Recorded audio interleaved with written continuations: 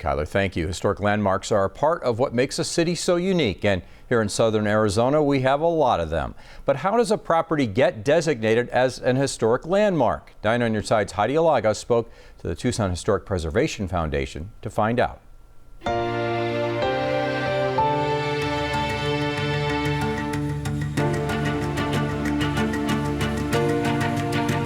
There are a number of them scattered across the city. There are what's called a local historic landmark designation, and this is a protective overlay that's created through zoning that really provides a protection to the underlying historic resource. And it's a lengthy process to designate a historic landmark. The entire process takes about 8 months to a year.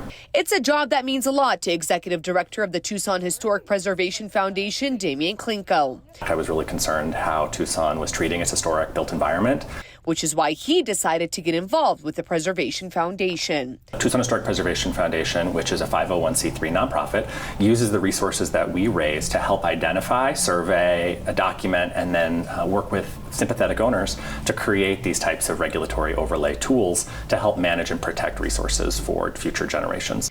Just last month, the Beck House was designated as a historic landmark. John Beck built it as his own home. He was an architect here in Tucson. Is an extraordinary example of expressive phase of modern architecture.